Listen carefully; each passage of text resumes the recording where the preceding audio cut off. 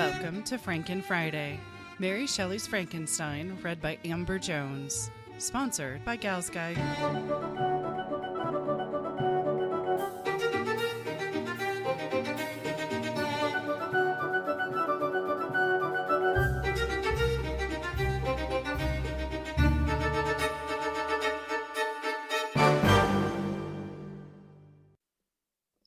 Chapter 19.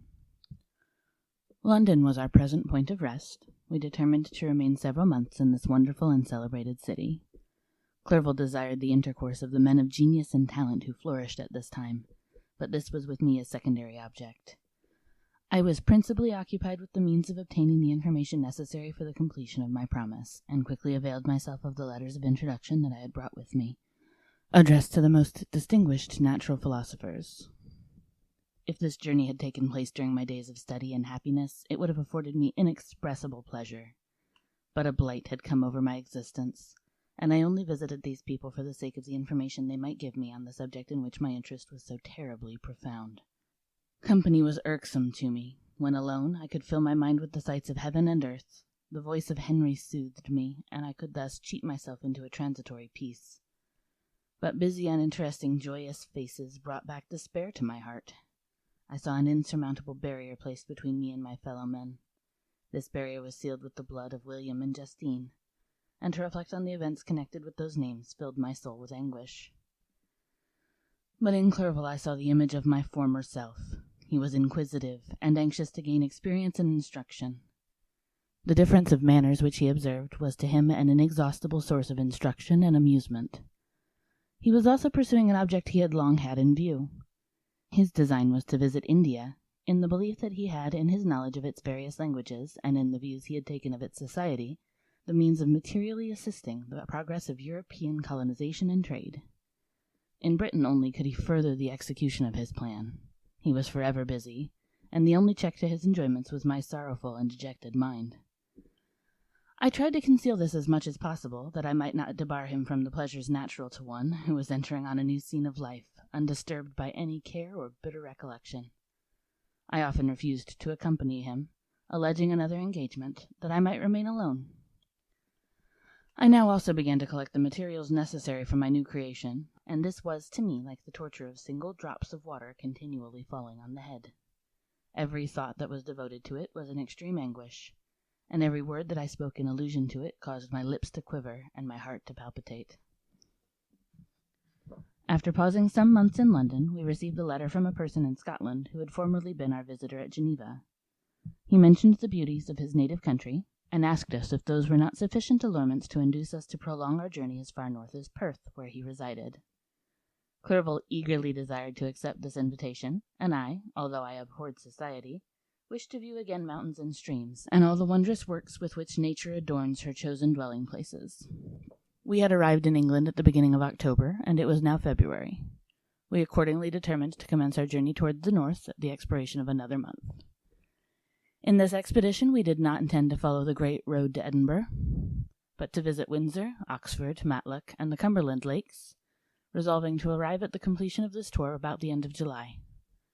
I packed up my chemical instruments and the materials I had collected, resolving to finish my labors in some obscure nook in the northern highlands of Scotland. We quitted London on the 27th of March, and remained a few days at Windsor, rambling in its beautiful forest. This was a new scene to us mountaineers. The majestic oaks, the quantity of game, and the herds of stately deer were all novelties to us. From thence we proceeded to Oxford. As we entered this city, our minds were filled with the remembrance of the events that had been transacted there more than a century and a half before. It was here that Charles I had collected his forces. This city had remained faithful to him after the whole nation had forsaken his cause to join the standard of Parliament and liberty. The memory of that unfortunate king and his companions, the amiable Falkland, the insolent Goring, his queen and son, gave a peculiar interest to every part of the city, which they might be supposed to have inhabited. The spirit of elder days found a dwelling here, and we delighted to trace its footsteps. If these feelings had not found an imaginary gratification, the appearance of the city had yet in itself sufficient beauty to obtain our admiration. The colleges are ancient and picturesque, the streets are almost magnificent, and the lovely Isis, which flows beside it, through meadows of exquisite verdure, is spread forth into a placid expanse of waters, which reflects its majestic assemblage of towers and spires and domes, embosomed among aged trees. I enjoyed this scene, and yet my enjoyment was embittered both by the memory of the past and the anticipation of the future. I was formed for peaceful happiness. During my youthful days, discontent never visited my mind, and if I was ever overcome by ennui, the sight of what is beautiful in nature, or the study of what is excellent and sublime in the productions of man, could always interest my heart, and communicate elasticity to my spirits. But I am a blasted tree. The bolt has entered my soul, and I felt then that I should survive to exhibit what I shall soon cease to be, a miserable spectacle of wrecked humanity, pitiable to others, and intolerable to myself. We passed a considerable period at Oxford, rambling among its environs, and endeavoring to identify every spot which might relate to the most animating epoch of English history. Our little voyages of discovery were often prolonged by the successive objects that presented themselves. We visited the tomb of the illustrious Hampden, and the field on which that patriot fell. For a moment my soul was elevated from its debasing and miserable fears to contemplate the divine ideas of liberty and self-sacrifice, of which these sites were the monuments and the remembrancers. For an instant I dared to shake off my chains and look around me with a free and lofty spirit, but the iron had eaten into my flesh, and I sank again, trembling and hopeless, into my miserable self. We left Oxford with regret, and proceeded to Matlock, which was our next place of rest.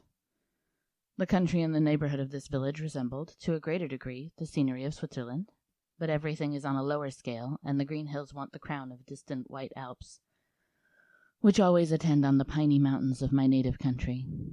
We visited the wondrous cave and the little cabinets of natural history, where the curiosities are disposed in the same manner as in the collections at Servox and Chamonix. The latter name made me tremble when pronounced by Henry, and I hastened to quit Matlock, with which that terrible scene was thus associated. From Derby, still journeying northward, we passed 2 months in Cumberland and Westmoreland. I could now almost fancy myself among the Swiss mountains. The little patches of snow which yet lingered on the northern sides of the mountains, the lakes, and the dashing of the rocky streams were all familiar and dear sights to me. Here also we made some acquaintances, who almost contrived to cheat me into happiness. The delight of Clerval was proportionably greater than mine. His mind expanded in the company of men of talent, and he found in his own nature greater capacities and resources than he could have imagined himself to have possessed while he associated with his inferiors. "I could pass my life here," said he to me, "and among these mountains I should scarcely regret Switzerland and the Rhine." But he found that a traveller's life is one that includes much pain amidst its enjoyments.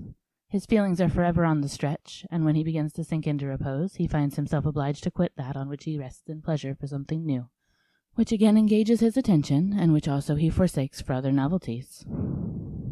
We had scarcely visited the various lakes of Cumberland and Westmoreland, and conceived an affection for some of the inhabitants, when the period of our appointment with our Scotch friend approached, and we left them to travel on. For my own part I was not sorry. I had now neglected my promise for some time, and I feared the effects of the demon's disappointment.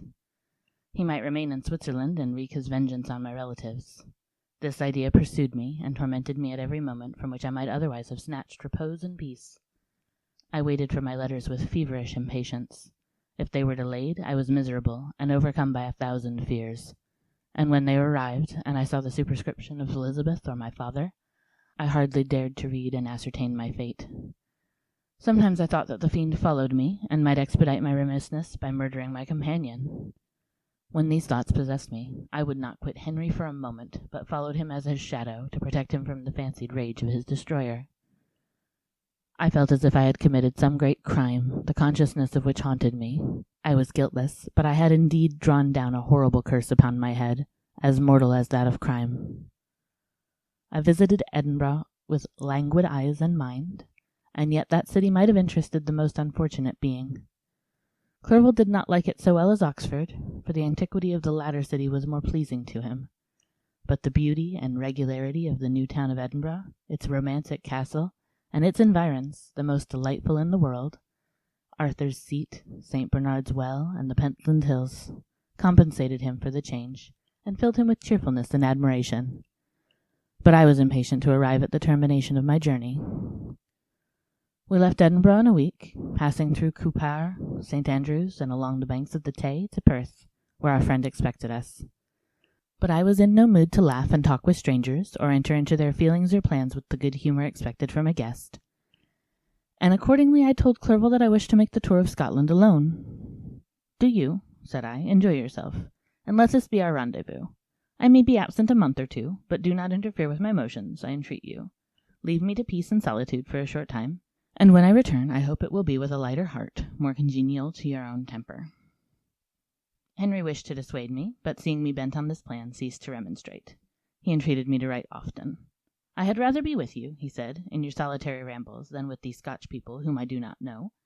Hasten then, my dear friend, to return, that I may again feel myself somewhat at home, which I cannot do in your absence." Having parted from my friend, I determined to visit some remote spot of Scotland, and finish my work in solitude. I did not doubt but that the monster followed me, and would discover himself to me when I should have finished, that he might receive his companion. With this resolution, I traversed the northern Highlands, and fixed on one of the remotest of the Orkneys as the scene of my labours. It was a place fitted for such a work, being hardly more than a rock, whose high sides were continually beaten upon by the waves. The soil was barren, scarcely affording pasture for a few miserable cows, and oatmeal for its inhabitants, which consisted of 5 persons, whose gaunt and scraggy limbs gave tokens of their miserable fare. Vegetables and bread, when they indulged in such luxuries, and even fresh water, was to be procured from the mainland, which was about 5 miles distant. On the whole island there were but 3 miserable huts, and one of these was vacant when I arrived. This I hired. It contained but 2 rooms, and these exhibited all the squalidness of the most miserable penury. The thatch had fallen in, the walls were unplastered, and the door was off its hinges.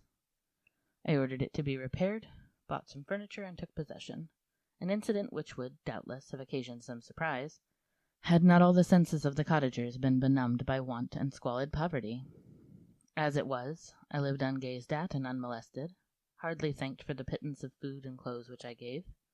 So much does suffering blunt even the coarsest sensations of men.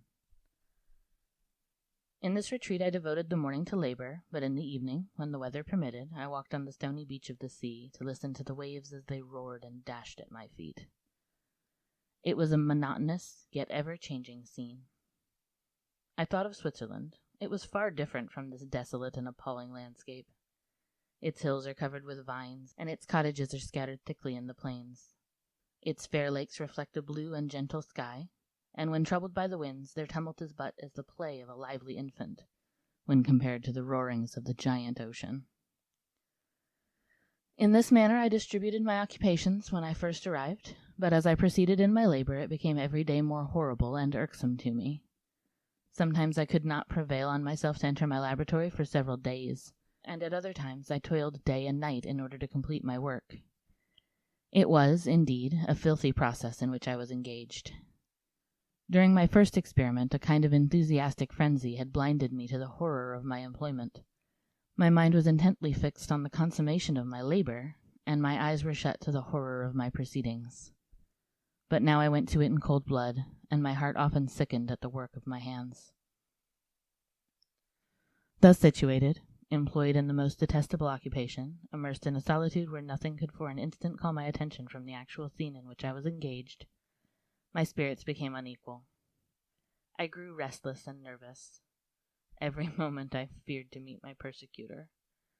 Sometimes I sat with my eyes fixed on the ground, fearing to raise them, lest they should encounter the object which I so much dreaded to behold.